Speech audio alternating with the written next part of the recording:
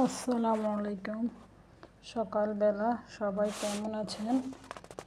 আমি বাজার থেকে কিনা মরিচ দিয়ে কিভাবে চারা তৈরি করতে হয় সেটাই দেখাবো। এখন বর্ষা সিজন, 2-3 মাস পরে শুরু হবে গাছ লাগানো। এই জন্য আমি আগাম প্রস্তুতি নিচ্ছি। বাসায় তৈরি করব মরিচের চারা। কিছু মরিচ নিয়ে নিলাম। এই মরিচগুলো থেকে আমি বীজ বের করব। উন্নত জাতেরগুলো বেছে নিতে হবে। বীজগুলো বের করা হয়ে গেছে।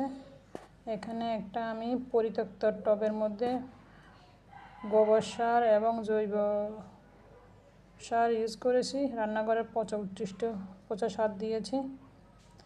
ঘন করে মরিচের বীজ দিয়ে দিব।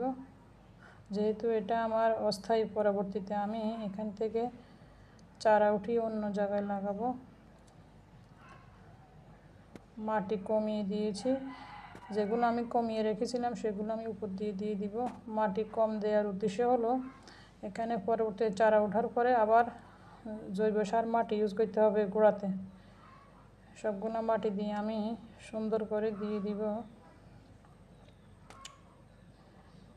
সবগুলো মাটি দিয়ে দিলাম।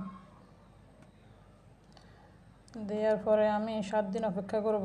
মরিচের বীজগুলো আমি ভিজিয়ে রাখি নাই, কারণ বর্ষা সিজন, মাটিতে এমনিই আর্দ্রতা বেশি। বর্ষা ছাড়া অন্য সিজন হইলে বীজ ভিজিয়ে রাখতে হতো 10-12 ঘন্টা।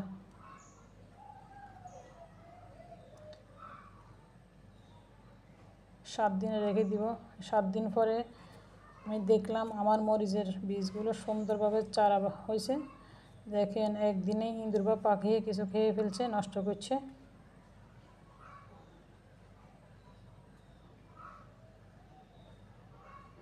যেগুলো মাথা ভেঙে ফেলছে সেগুলো আমি উঠেই বাছি ফেলে দিব। কতগুলো নষ্ট করছে। এখানে আমি 25 দিনের মতো রাখবো। পরে এখান থেকে উঠিয়ে আমি আবার অন্য জায়গায় লাগাবো।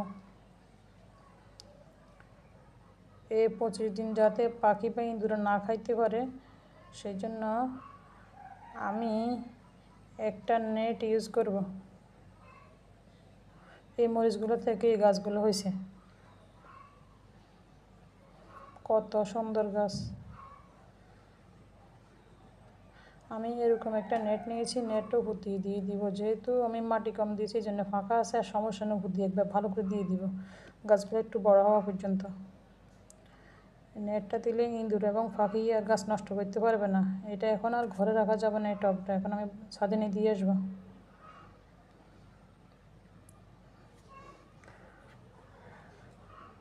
সুন্দর করে নেটটা দিয়ে দিয়েছি। আমি এখন এই টবটা ছাদে দিয়ে আসবো। সবাই ভালো থাকবেন। আল্লাহ হাফেজ।